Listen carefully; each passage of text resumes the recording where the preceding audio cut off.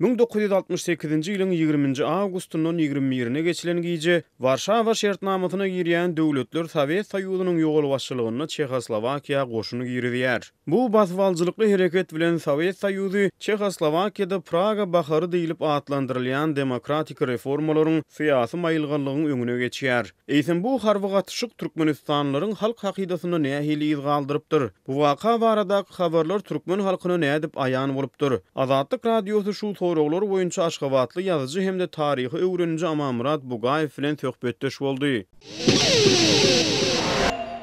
Amamrat 1968-nji ýylda Çehoslowakiýada bolup geçen hadisalar Türkmenistanlara nädip aýan boldy? Türkmenistan'a bir ihraran üç seçmenin üstüyle ayağın oldu. Birinci seçme bir etserin metbuatı.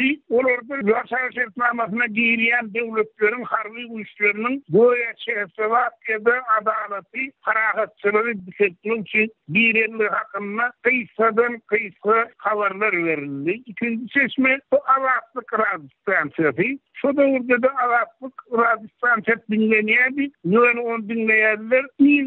İzlerlenýärdi. Üçüncü seçme İran'ın getleşiklerinin belli bir bölümini Türkmenlerine veriyen Gurban Radiostansiyasy. Gurban Radiostansiyasyny dinleýärlerin edil Azatlyk dinleýärler ýaly izlerlenýärdi. Ýöne adamlar uğruyorun tapıp dinleýärdiler. Kara kefasy şu seçmenin bilen adamlar Çehoslowakiýada bolup geçen wakalardan habardar bolurlar. Bu habar adamlar nähili reaksiýa görkezipdir? Çehoslowakiýa Warşawa şertnamasyna girýän döwletlerin goşullarynyň girilmegi SSKF'nyň 20-nji urultaýyndan 10 ýyl soňra ýüz beren wakady. Ýagny şol 10 ýyl 1956-njy ýylda Stalinyň şahsyýet kultiýa algarlypdy. Ýurtda syýasy erkinliginiň, syýasy maýylgarlygynyň hukum sürýärligi ýa-da şonuň gerelligi barada gurrun edilýärdi. Ýöne bar adamlaryň kalbyny, gözüni gorku bardy. Ýöne adamlar öz janyny öňen adamlaryň ýanyna Çehoslowakiýa goşuny tanynmagyny ýargardylar. Olar esasan intelligensiýanyň wekilleri men Türkistan ankyny izlemeýin. Galandyk şäherinde birinji orta mekdebiň taryh muallimi Allah verdi Abdullah mekdebiň muallimleri tawunna eger ýurdun Kommunist partiýasynyň birinji sekretary Dubčik de beýleki ýolbaşçylar tutsa edilen bolsa onna her bir wagt bilen atlandyrmaly Çehoslowakiýa harby interwensiýa amarasyrynda diýipdir.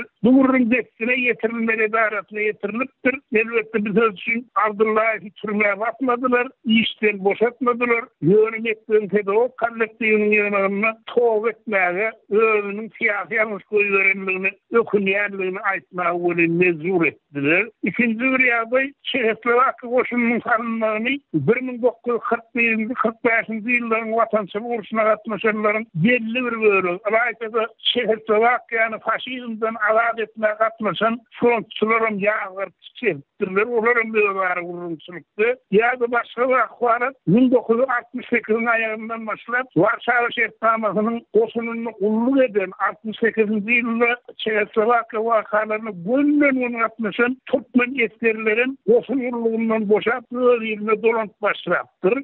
Başladylar, gözü bilen görüp, negini bilen çeken düýünki eskerler bolup geçen wagtlary bolşu ýaly edip ýylyny gurrun beripdirler. Şol eskerlerinde başyna ala ýaglynyň gününi getiripdirler. Şol eskerleri ýöreýte gulluklara çagyryp, dagy duvara şu temadan gurrun edäýse, işin başgasy çözüljekdigini gözleriniň türmeden atyljakdygyny aýdypdyrlar. Garap adam bolsa, känem bolsa türkmen toplumyna da şol kadar türkmen manasynda da Çehoslowakiýada bolup geçen wakalar ýagyrlar borup.